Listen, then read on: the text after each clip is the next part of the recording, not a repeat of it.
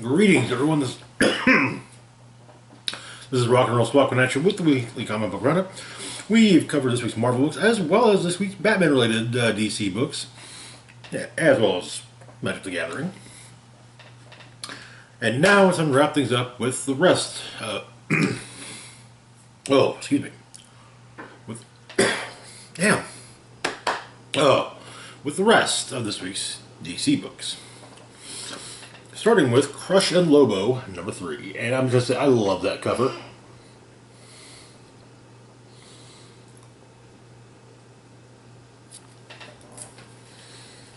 So where we left off, Crush, Lobo's daughter, was on her way to, visit her old man in prison. And it seemed that maybe Lobo was actually having something of, breakthroughs in therapy. So, she begins more therapy. One of the other inmates, an insectoid,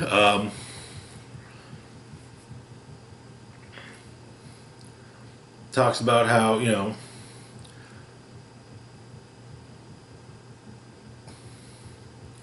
the way family is complicated. Dads are complicated, the way family is complicated. So he's an only child because his parents ate his siblings' heads. And then his mom ate his dad's head. And, which, that's okay, that's what they do. And so the therapy robot asks him how he feels about it. He's just lonely. He's actually afraid, his kid's coming, and he's afraid that said kid. He's afraid he's going to eat his kid's head. In the waiting room, Crush meets the inmate's kid, who tries to talk to her, but yeah. We have another flashback to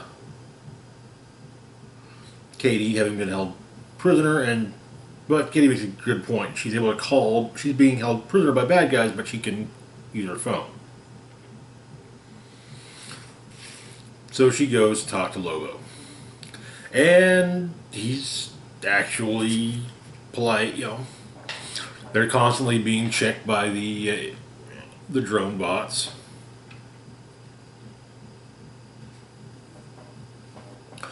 While a riot breaks out in there, and Lois says, "Hey, this therapy stuff is working. It's doing great things for me. You should try it too. Might help with some of your. I don't want you to go down the same path I did. You deserve a better. My daughter deserves better than that." And they talk about it, and Crush says she's going to go get some snacks, like I said, while a riot rages on in part of the room.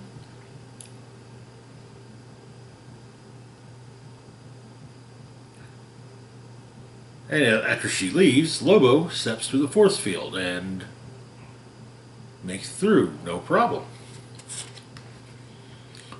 One of the drones comes by and identifies Crush, however, as a prisoner. In fact, the same prisoner number as her father. Guards show up. She smacks around a bunch of them as Lobo, but she's eventually captured. The insectoid prisoner doesn't eat his son's head, rather his son eats his head.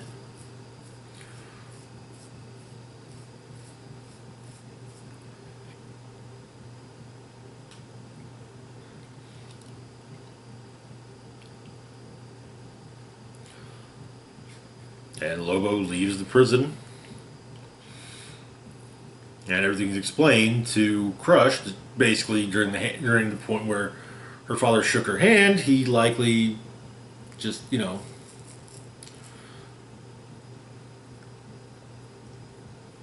he basically used that opportunity to move the everything from him to her. everything that gives the biological information of a prisoner, which is kept in the prisoner's fingers. Also, the son of the insectoid prisoner is a prisoner now there too, and is in fact Crush's cellmate. And that is where the issue ends. I gotta admit, I actually did not see that coming. Until about halfway into the issue. Then it kind of began, okay, Lobo's got an angle. I was kind of thinking he had an angle, but I didn't really figure it had to do with him escaping. But yeah, Lobo. Father of the Year. Not. I really am enjoying this series, though. I will be kind of sad when it wraps up. However, there is another book involving Lobo that will be starting up soon. Superman versus Lobo. And yes, we will be covering that one. Moving on to our next book, we've got Justice League number 66. Where we left off, the intergalactic villain Sinmar had blasted a massive hole in the Hall of Justice, and seemingly Deathstroke, well, someone impersonating Deathstroke, shot both Black Canary and Green Arrow. Checkmate stuff. So, at the Hall of Justice, things are not going well.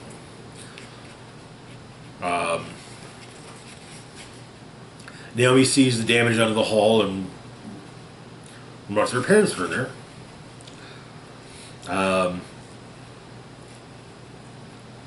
Canary and Green Arrow and Black Canary wake up, come to. They were shot with non-lethal rounds. Black Canary confirms that yes, calls Lois Lane and confirms that yes, that what her brother is a covert op, but adds that where the hell are you? What's going on at the hall? Yeah, so Canary basically tells Arrow that while the checkmate conversation is on hold for the moment, it is going to get picked back up. Also, Green Arrow has a teleporter tube in his basement, or his garage. But the various leaders take on Sinmar, including Hippolyta. Sinmar makes an offer to his betrothed. Basically, hey, I'll give you Earth, everything to wipe my slate clean. Superman tries to talk to him, but Black Adam says, store the words.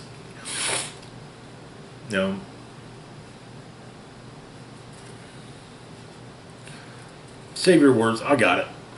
Black Adam goes after him. Naomi finds out that her parents are fine. They're in the panic room, which is an interdimensional door between the Hall of Justice and the Tower of Fate.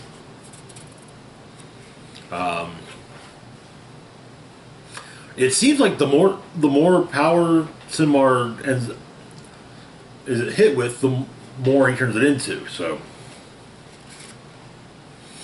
but leaders from bunch of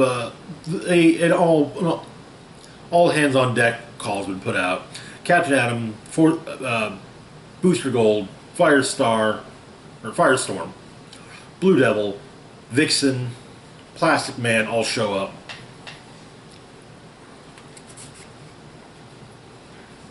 And just as the full-on assault about to begin, the United Order shows up as well. And that is where the RA story ends. Strong story. I'm a little perturbed that there was so little about the checkmate stuff, but I presume that's going to be picked up later. So, and next up we got our Justice League Dark backup. I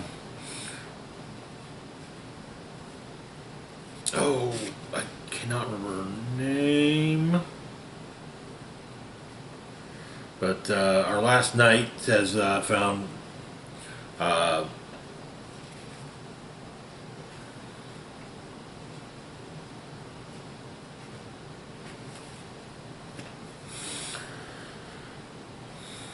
Our knight is in the mind of what is his name? Randir Singh, helping him, and they're basically helping undo what Sons of Ambrosius have done to him. They do manage to eventually free him, her and Batman, that is, and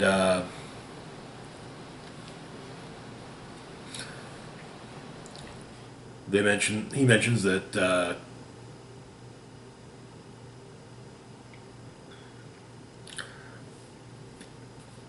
he knows where Merlin's heading next, though Batman's already aware, explaining that Aquaman and Justice League Dark have explained that he's at the gates of Atlantis.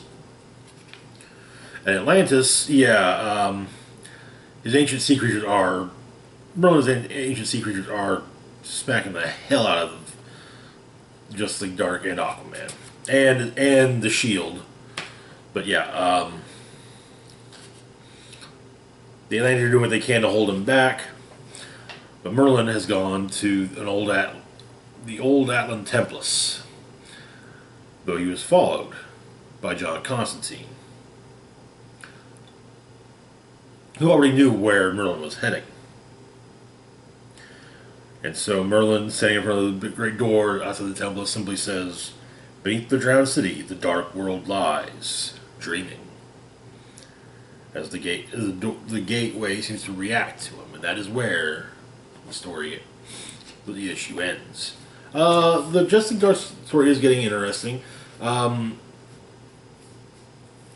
really do hope that somehow it's like so much stuff seems to be setting up future state, but at the same time, it's like it would be great if it started to, and then there's a wildly divergent path to say, "Ha, fooled you." But we'll see what happens. Moving on to our next book, we've got Justice League Infinity number 2. Where we left off here, after the apocalypse and civil war spilled over on Earth again, Superman was enjoying a nice romantic dinner with Lois Lane when he suddenly vanished and replaced by Overman. Meanwhile, Amazo had ended up in a strange cosmic mirror room, which is where we pick up. Amazo, a recap of Amazo's past in the terms of Justice League and Justice League Unlimited, and basically hit him having gone to in search of himself throughout the cosmos and all the things he saw. And he ended up in the mirror room and seeing all manner of things in utter confusion. Meanwhile, Superman ended up on Overman's Earth in front of a rally.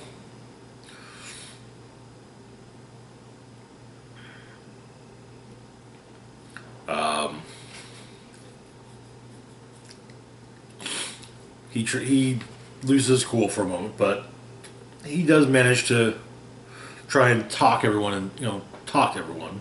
However, Brainiac drones go after him for that. As clearly is an enemy of the state. Superman says Overman is trying to figure out what's happened. Claims that Lois reminds him of another reporter that Sucker knows where it didn't belong, and apparently the kryptonite gun that she has it does take him down for a moment. It's not as effective as she thinks. And so, Overman leaves, planning to take over that Earth.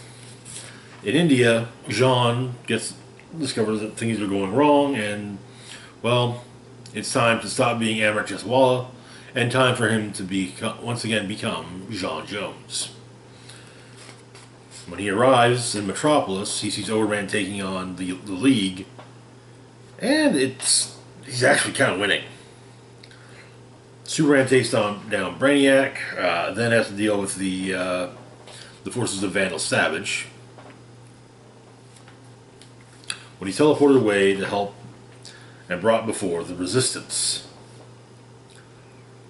Zod, Doomsday, and Metallo.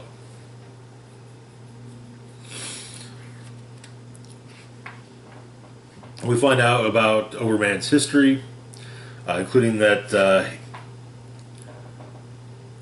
he loved Lois on his Earth, but when it was revealed she was a traitor, he's the one who tied her. He tied her noose himself, and he was heartbroken. But Vandal Savage's people managed to suppress his love and whatnot, so he doesn't even remember it's there.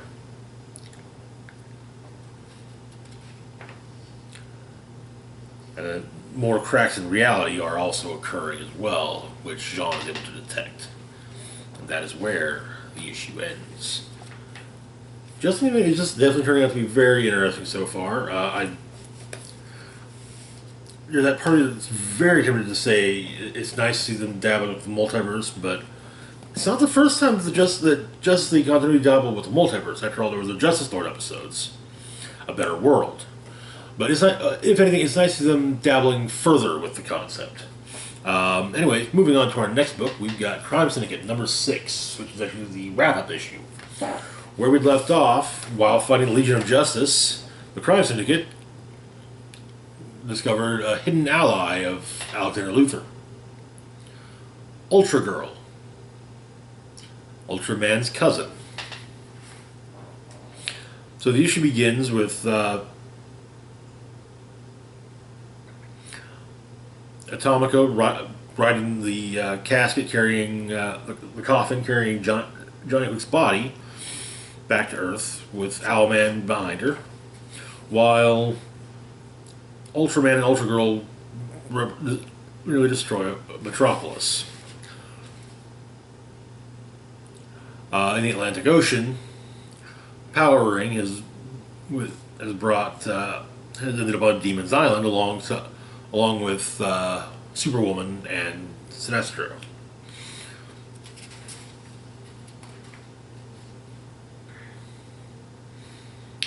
Sinestro kills a bunch of the Amazonians, but and Ultra Girl is able to boost damage Ultraman, but Atomica decides she's getting involved. On Demon's Island, Sinestro and John fight it out when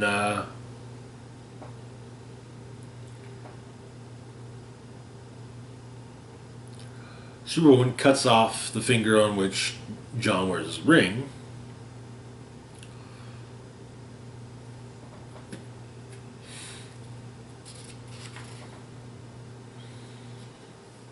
And John calls the ring back to him and kills Sinestro, explaining that once Volta's voice was gone, there was clarity.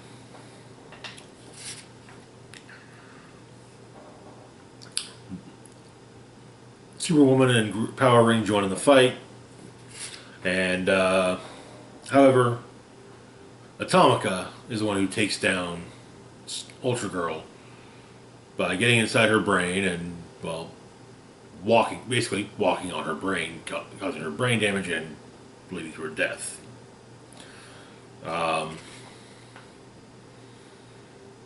We see more things occurring. New alliances are forged as a bunch of the surviving members of the Legion of Justice seem to join the Jokester. The Court of Owls have set their sights on a bigger stage.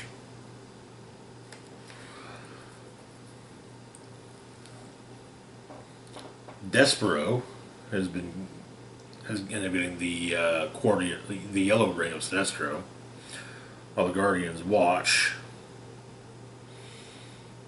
And the Crime Syndicate itself is formed while Atomica says goodbye to Johnny.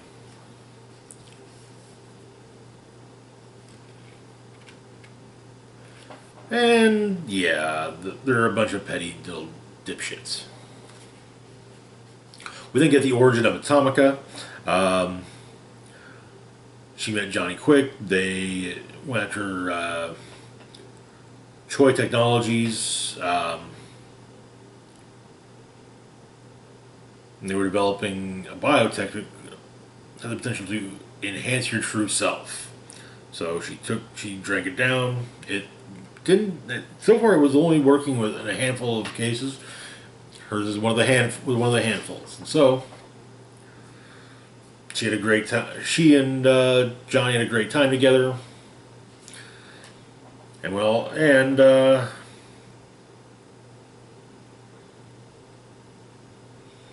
story ends with her visiting Alexander Luthor and presumably going up his nose into his brain to do the same to him that she did to Ultra Girl. And that is where the series ends.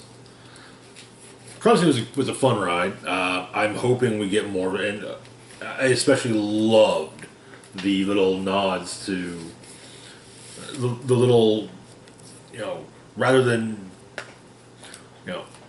the normal comic book style hints refer to past issues, but then actually are referring to issues that will never be published. It was a nice touch. I really appreciate that from the creative team. Anyway, moving on to our last book for the week, American Vampire 1976, number 10. Final issue, I might add. Where we left off, Skinner was facing the Beast. We begin on July 4th, 1925, when Skinner turned Pearl. He's talking about why he really did it. But the fight between Skinner and the Beast rages on. The president is on his way. Bixby's trying to convince him to hit the city with a nuclear strike. These old monsters are trying to turn the tide, but yeah. It's not going well.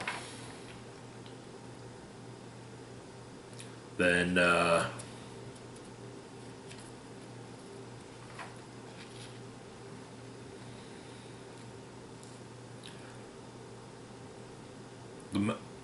tongue manages to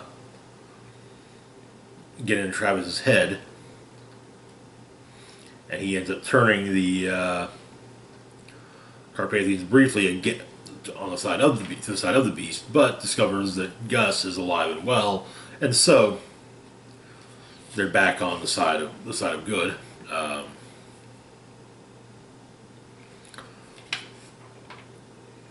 Air Force One is barreling right into the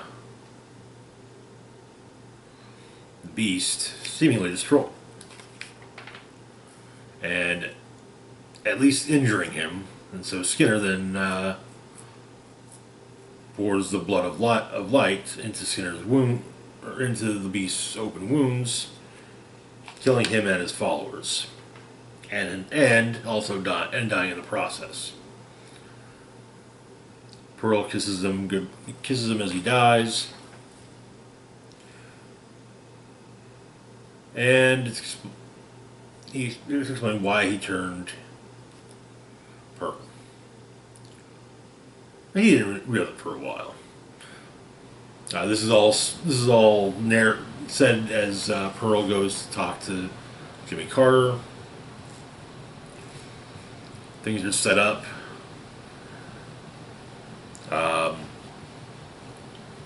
But he explains part of it. Being an American vampire means basically living that war between your darkest demons and your best angels.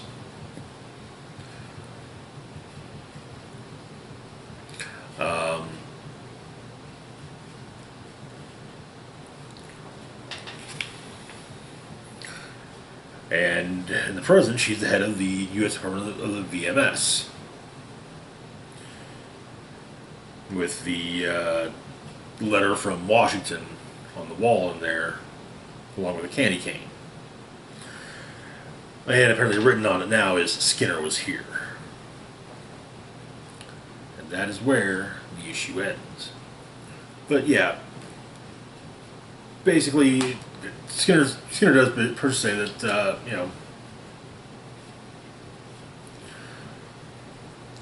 she's going to have a hard life. He hopes Pearl has a hard life doing the right thing. which is what she's doing. And that is where the series ends.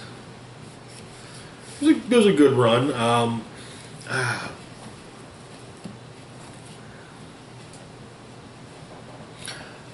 It got a little hard to keep track of some of the characters, as I'm sure some of you noticed over the course of my various roundup entries on it. But all in all, good book.